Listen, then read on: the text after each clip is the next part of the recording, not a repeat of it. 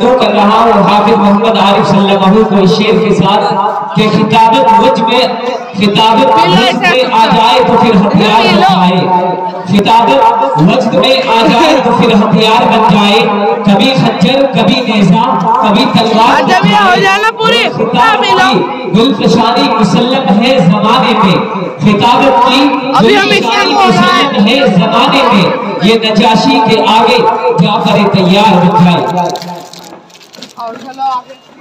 بھائی خاموشی سے سنیں۔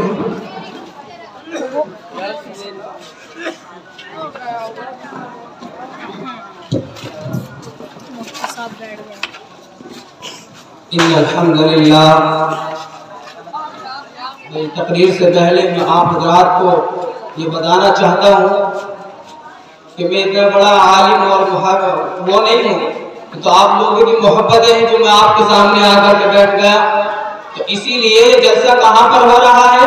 یہ اللہ کے نبی کے گھر میں ہو رہا ہے، وہاں پر ہو رہا ہے نہیں، تو اسی لیے سبھی جو اللہ اور اس کے نبی سے محبت کرتے ہیں پیچھے کی کرسیاں چھوڑ کر آگے کی طرف آ جائیں، پیچھے کی کرسیاں چھوڑ کر آگے کی طرف آ جائیں، اور جو نوجوان ادھر کھڑے ہیں ان سے بہت دیوانہ درخواست ہے وہ بھی جلسے گاہ میں آ جائیں۔ الحمدللہ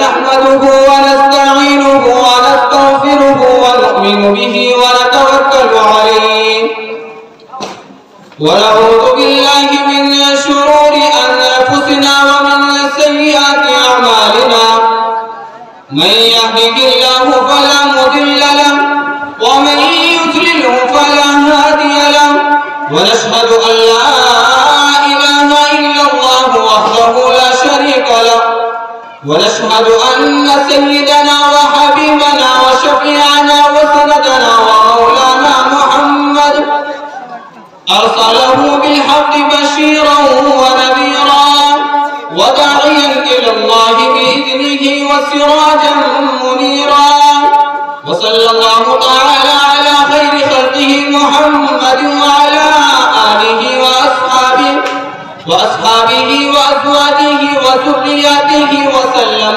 تسليما كثيرا أما بعد فأعوذ بالله من الشيطان الرجيم بسم الله الرحمن الرحيم يا أيها الناس إنا خلقناكم من ذكر وأنثى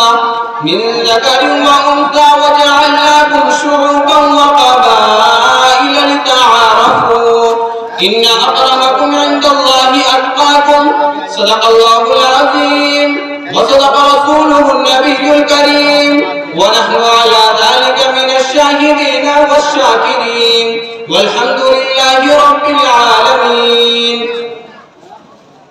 وہ شمع اجالا جس نے کیا 40 برس تک غاروں میں، ایک روز چمکنے والی تھی سب دنیا کے درباروں میں، گر ارض و شما کی محفل میں لولام لما کا شور نہ ہو، یہ رنگ نہ ہو گلزاروں میں، یہ روپ نہ ہو سیاروں میں، جو حل صفیوں سے حل نہ ہوا، ارے جو نقصہ وروں سے ٹل نہ سکا، وہ راز کملی والے نے بتلا دیا چند اشاروں میں۔ واجب الاحترام اور مکرم اور معزز سامعین نظام، میرے آپ حضرات کے سامنے خطبے کے اندر ایک آیت کریمہ تلاوت کی، کیا فرماتا ہے میرا اور آپ کا اللہ؟ یا ایھا الناس انا خلقناکم من ذکر و انثی، اے لوگوں ہم نے تمہیں ایک مرد اور ایک عورت سے پیدا کیا ہے، اور ہم نے جو تمہارے یہ قبائل اور جو تمہاری یہ برادریاں اور جو تمہارے یہ خاندان کس لیے بنائے؟ یہ تکبر اور گھمنڈ کے لیے نہیں بنائے، ارے غریبوں پر ظلم کرنے کے لیے نہیں بنائے، اے ربا کس لیے بنائے؟ لتعارفوا، تاکہ ہاں تمہاری ایک پہچان ہو جائے۔ ہاں اگر تم بڑا بننا چاہتے ہو، ارے کون کہہ رہا ہے؟ اللہ رب العزت ارشاد فرما رہا ہے، ہاں اگر تم باوقار بننا چاہتے ہو، ہاں तुम मेरी नजरों में इज्जतदार बनना चाहते हो तो इन्ना अकरमकुम इंदल्लाहि अतकाकुम, तुम में सबसे ज्यादा मुकर्रम वो है, अरे तुम में सबसे ज्यादा इज्जत वाला वो है, अरे तुम में सबसे ज्यादा ताकतवर वो है जो सबसे ज्यादा अल्लाह से डरता है, जो सबसे ज्यादा अल्लाह से डरता है। तभी तो मेरे भाई, तभी तो वो वाक़या पेश आया था जब हज़रत फातिमा ज़हरा रज़ियल्लाहु ताला अन्हा कहते अल्लाह उनकी कब्र पर करोड़ों रहमतें नाज़िल कर देना। जब अल्लाह की लाडली, जब अल्लाह के नबी के लफ्ज़े जिक्र अरे कब्र के अंदर उतारी जा रही थी तो क्या कहा था हज़रत अबू ज़र ग़िफ़ारी ने, ए कब्र तू जानती है कि आज तेरे अंदर कौन मेहमान आ रहा है, अरे कौन मेहमान आ रहा है, हसन हुसैन की माँ है, ये कब्र तू जानती है कौन मेहमान आ रहा है, अल्लाह के नबी की लफ्ज़े जिक्र है, ये कब्र तू जानती है कौन मेहमान आ रहा है। अरे क्या आवाज आई थी कब्र से, ओ मेरे भाई वाक़या तो बड़ा मशहूर है, क्या आवाज आई थी कब्र से, अरे ओ कहने वाले सुन ले, यहाँ हसब नसब नहीं चलते, यहाँ बिरादरी और खानदान नहीं चलते, किसका बेटा है ये नहीं चलता, कैसी है ये नहीं चलता, अरे यहाँ तो सिर्फ आमाल के सिक्के चलते हैं। यहाँ क्या चलता है, सिर्फ आमाल के सिक्के चलते हैं। क्या वो जवाब उनके लिए था, बल्कि ना बल्कि जवाब सिर्फ और सिर्फ मेरे और आपके लिए था। क्या वो जवाब उनके लिए था, अरे वो तो पुख्ता ईमान वाली थी, क्या वो जवाब उनके लिए था, अरे वो तो जन्नत की औरतों की सरदार थी, बल्कि वो जवाब सिर्फ और सिर्फ मेरे और आपके लिए था कि जरा सी नेकियां करके घमंड में मुब्तला न हो जाना, अरे किसी बिरादरी में आंख खोल करके घमंड में मुब्तला न हो जाना, आमाल अच्छे करना, अगर कब्र में सुकून चाहते हो आमाल अच्छे करना, अगर जन्नत में जाना चाहते हो। मेरे अल्लाह को ये परवाह नहीं है कि कोई मालदार है या गरीब है, अल्लाह के यहाँ सबके सब बराबर है। अरे वो जरा सुनते चले जाएं, मैं अपनी गुफ्तगू को आगे बढ़ाने लगा। अरे हाँ, अल्लाह के यहाँ मालदार और गरीब कोई नहीं है, बल्कि सबके सब बराबर है। आओ जरा आगे, मैं आपकी दावत को आगे, मैं अपनी दावत को आगे लेकर के चलता हूँ। मेरे और आपके आका मोहम्मद अरबी सल्लल्लाहु अलैहि वसल्लम अरे दावत को लेकर के चले और ऐलान किया, क़ुलू ला इलाहा इल्लल्लाह तुफ्लिहू, और लोगों ईमान ले आओ तुम कामयाब हो जाओगे। तो क्या हुआ, अरे अल्लाह के कोई परवाह नहीं है कि अबू लहब, कोई परवाह नहीं है कि मालदार और गरीब है, अल्लाह को कोई परवाह नहीं है कौन है। अरे जब मेरे और आपके आका दावत को लेकर के चले, क़ुलू ला इलाहा इल्लल्लाह तुफ्लिहू, और लोगों ला इलाहा इल्लल्लाह पढ़ो तुम कामयाब हो जाओगे। अरे क्या हुआ, अरे तमाम के तमाम कुफ्फार, हाँ मेरे भाई, कोई और नहीं था, बल्कि मुखालिफ कोई और नहीं था, बल्कि मेरे और आपके आका का चचा था। अल्लाह को कोई परवाह नहीं है कि अबू लहब नबी के खानदान का है। मेरे अल्लाह ने फौरन आयत करीमा उतारी, तब्बत यदा अबी लहब व तब मा अगना अन्हु मालुहु व मा कसब सयस्ला नारन ज़ात लहब व इम्रअतुहु हम्मालतल हतब फी जीदिहा हब्लुम मिन मसद। अल्लाह को कोई परवाह नहीं है कि अबू लहब नबी के खानदान का है, अल्लाह को कोई परवाह नहीं है। फिर क्या हुआ, मेरे और आपके आका के बारे में मालूम किया गया, ए बिलाल क्या वजह हुई कि तुम अल्लाह के नबी पर आशिक हो गए। तो हजरत बिलाल हबशी अपनी कारगुजारी सुनाते हैं, अरे ऐसे इंसान पर कैसे आशिक ना होगा कि जो गुलामों को पैरों की जूतियां नहीं बल्कि अपने सीने से लगाता है, यतीमों को अपने सीने से लगाता है, बेसहारा को अपने सीने से लगाता है, प्यासों को पानी पिलाता है। ए बिलाल क्या वजह हुई। तो हजरत बिलाल हबशी अपनी कारगुजारी सुनाते हैं कि एक मर्तबा मैं मक्के का एक सरदार का गुलाम हूँ, उसने मुझसे सत्तू पीसने के लिए कहा, लिहाजा मैं सत्तू को पीसने लगा और सत्तू पीसते हुए मेरे ऊपर बुखार का गलबा हो गया। मैंने अपने मालिक से कहा, ए मेरे मालिक, मेरे सरदार, मेरे ऊपर बुखार का गलबा हो रहा है, लिहाजा मुझे कुछ वक्त की मोहलत दी जाए। अरे वो मालिक कहता है, इस मक्के की जमीन पर कोई गुलामों का सहारा नहीं है, लिहाजा ये बिलाल तुम सत्तू को पीसो। हजरत बिलाल सत्तू को पीस रहे हैं और इतने में खूबसूरत नौजवान दरवाजे से अंदर दाखिल होते हैं। तो हजरत बिलाल हबशी के पास पहुंचते हैं, वो नौजवान तेरी रोने की वजह क्या है और अल्लाह के बंदे तू क्यों रो रहा है।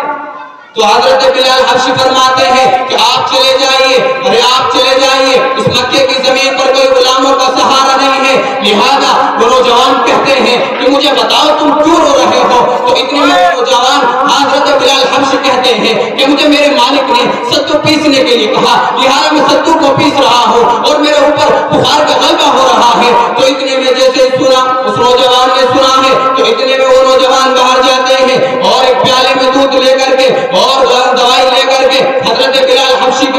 پہنچتے ہیں کہ آپ اس دوائی کو کھا لیجیے اور دودھ کو پی لیجیے، تو اتنے میں پھر وہ نوجوان حضرت بلال حبشی کے پاس پہنچتے ہیں۔ جیسے حضرت بلال حبشی دوائی کو کھا کر کے اور دودھ کو پی کر کے پھر وہ نوجوان کہتے ہیں کہ آپ جا کر کے آرام کرو۔ حضرت بلال حبشی کہتے ہیں آرام کیسے کروں؟ مجھے میرے مالک نے ستو پیسنے کے لیے کہا، مجھے میرے مالک نے ستو پیسنے کے لیے کہا۔ ارے وہ نوجوان کہتے ہیں نہیں، آپ جاؤ آرام کرو، ستو کو میں پیسوں گا۔ پھر کیا ہوا؟ ایک دن ہو گئے بخار نہ اترا، ارے 2 دن ہو گئے بخار نہ اترا، ارے تیسرے دن جب حضرت بلال حبشی اپنے کمرے سے باہر آتے ہیں اور وہ نوجوان ستو کو پیس رہے ہیں، لہذا حضرت بلال حبشی کہتے ہیں کہ آپ چلے جائیے، میرا بخار اتر گیا ہے۔ تو اتنے میں پھر وہ نوجوان جب جانے لگتے ہیں، کیا فرماتے ہیں حضرت بلال حبشی؟ ارے جاتے ہوئے اپنا نام تو بتا دو، جاتے ہوئے اپنا نام تو بتا دے جاؤ۔ وہ نوجوان کہتے ہیں کہ میرا نام کوئی اور نہیں بلکہ میرے اور آپ کے آقا محمد عربی صلی اللہ علیہ وسلم تھے، جو 3 دن کا غلاموں کا ستو پیستے رہے۔ میرے بھائی، اللہ کے نبی سے محبت کیسی کرنی ہے؟ میں اپنی بات کو ختم کر رہا ہوں۔ اللہ کے نبی سے محبت کرنی ہے، کیسے کرنی ہے؟ آپ نے نہیں سنا کہ جب میرے اور آپ کے آقا نے حضرت بلال حبشی سے کہا ہے اے بلال حبشی آپ آذان پڑھو، اذان کا وقت ہو گیا ہے، ایک ابو محذورہ ہے، بچپنے کی حالت میں ہے، بچپنے کے اندر ہے، اور حضرت بلال حبشی اذان پڑھتے ہیں جو ابو محذورہ ہے، بچپنے کے اندر ہے۔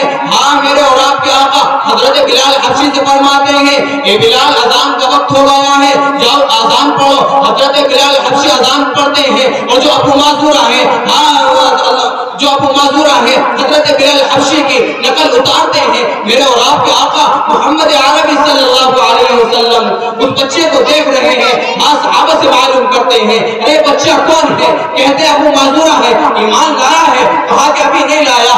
ہاں جیسے اذان پوری ہوتی ہے، ہاں ابو معذورہ کو میرے اور آپ کے آقا محمد عربی صلی اللہ علیہ وسلم صحابہ سے کہتے ہیں کہ اس بچے کو میرے پاس لے کر کے آئیے۔ ہاں حضرت بلال حبشی صحابہ کی جماعت اس بچے کو دوڑ کر کے پکڑ لیتی ہے۔ جب میرے اور آپ کے آقا کے پاس پہنچتے ہیں لے کر کے، ہاں میرے اور آپ کے آقا کہتے ہیں اے تیرا نام کیا ہے؟ کہتے ابو معذورہ ہے، ایمان لایا ہے؟ کہا کہ نہیں لایا۔ ہاں میرے اور آپ کے آقا فرماتے ہیں کہ آپ جس اذان کی نقل اتار رہے تھے وہ اذان دوبارہ پڑھ کر کے سنائیے۔ ہاں میرے بھائی، جیسے حضرت بلال، جیسے ابو معذورہ اذان پڑھتے ہیں، ڈرتے ڈرتے کان میں انگلی دیتے ہیں، ڈرتے ڈرتے کان میں انگلی دیتے ہیں، جیسے اذان شروع کرتے ہیں، جیسے اذان پوری ہوتی ہے، میرے اور آپ کے آقا کو وہ اذان اتنی پسند آتی ہے کہ میرے اور آپ کے آقا اس بچے پر اپنا ہاتھ رکھ دیتے ہیں۔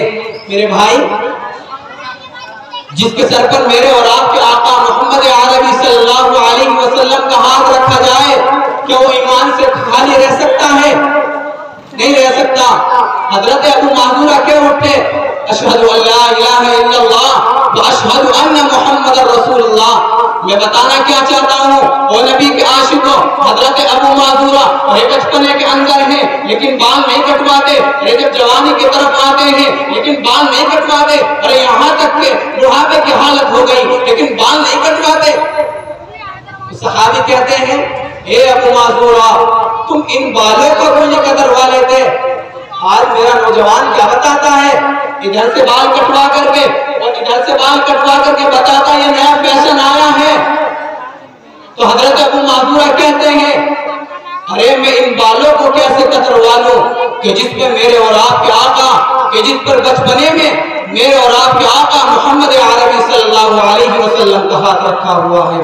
یہ تھی آقا سے محبت، یہ تھی صحابہ سے محبت۔ اللہ ہم سب کو ان چند باتوں پر عمل کی توفیق دے دے۔ آمین وآخر دعوانا الحمدللہ رب العالمین۔ ماشاءاللہ۔